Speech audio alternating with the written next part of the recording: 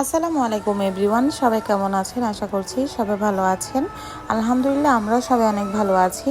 আবারও একটি নতুন ডেইলি ব্লগ নিয়ে আপনাদের সামনে হাজির হলাম। ব্লগটি ছিল রোজার 2 দিন আগের। শ্বশুর শাশুড়ি আসবে, তাই আমি এর আগের দিনে অনেকগুলো রুটি বানিয়ে রেখে দিয়েছি, যাতে সকালে নাস্তা রেডি করার সময় তাড়াহুড়া না হয়। শ্বশুর শাশুড়ি এসেছে ওরহানের বাবাকে দেখার জন্য। ওরহানের বাবা বেশ অসুস্থ ছিল, আর তাছাড়া আমাদের সাথে রমজান কাটানোর জন্যই এসেছে।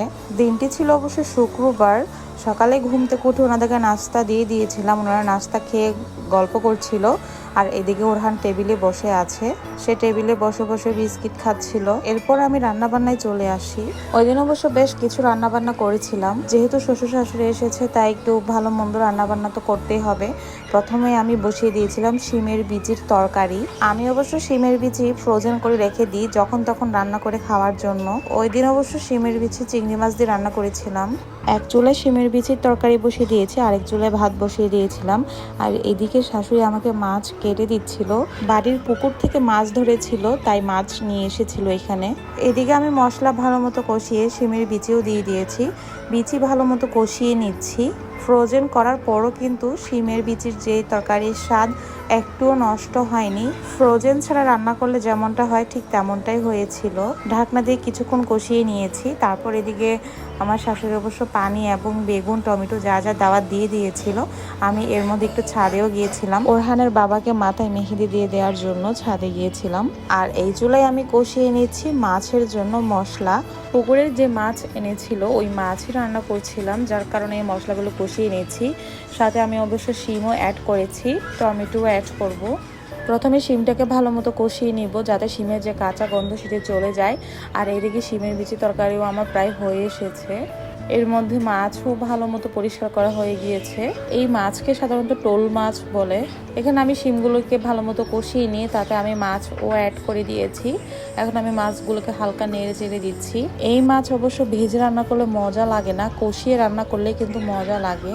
এইদিকে আমার শিমের বিচির তরকারিও হয়ে এসেছে, ধনেপাতাও অ্যাড করে দিয়েছি। ফাইনালি এখন নামিয়ে ফেলবো। আর এদিকে আমি টমেটো অ্যাড করে দিয়েছি। এই তরকারিটা কিন্তু বেশ মজার হয়ে থাকে, বিশেষ করে শীতকালে যদি রান্না করতাম তাহলে কিন্তু স্বাদ আরও অনেকাংশে ভালো লাগতো। তারপরও কিন্তু খারাপ হয়নি। তারপরে এদিকে আমি পানিও অ্যাড করে দিয়েছি। রান্না কিন্তু প্রায় হয়ে এসেছে। এখানে আমি ধনেপাতাও অ্যাড করে দিলাম।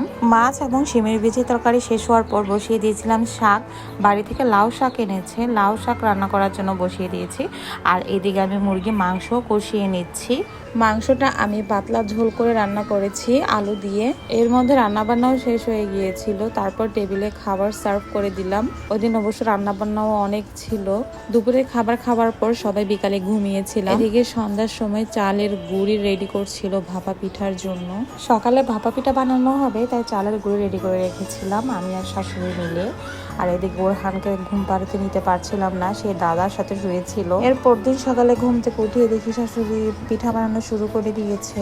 আমরা ওই দিন সকালে অবশ্য সবাই ভাপা পিঠা খেয়েছিলাম। ওই দিন আর দুপুরে রান্না বান্নার কোনো ভিডিও ক্লিপস নেওয়া হয়নি। সন্ধ্যার আগে দিয়ে বিকেল বেলা চিতই পিঠা বানাচ্ছিলাম সন্ধ্যার নাস্তার জন্য।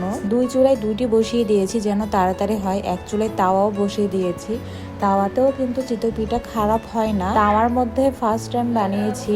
ব্লগটা অবশ্য আরো 4-5 দিন আগের, যেদিনের ব্লগ সেই দিন অবশ্য এডিট করা খুবই কষ্টকর হয়ে যায়, সময় সাপেক্ষ ব্যাপার। তাই যেদিন ভিডিও করা হয় এর একদিন অথবা 2 দিন পরে, এমনকি 3-4 দিন পরেও কিন্তু আপলোড দেওয়া হয় এডিটের কারণে। সো এই ছিল আজকের একটি ব্লগ। আশা করছি ভালো লেগেছে। Thank you for watching. আল্লাহ হাফেজ।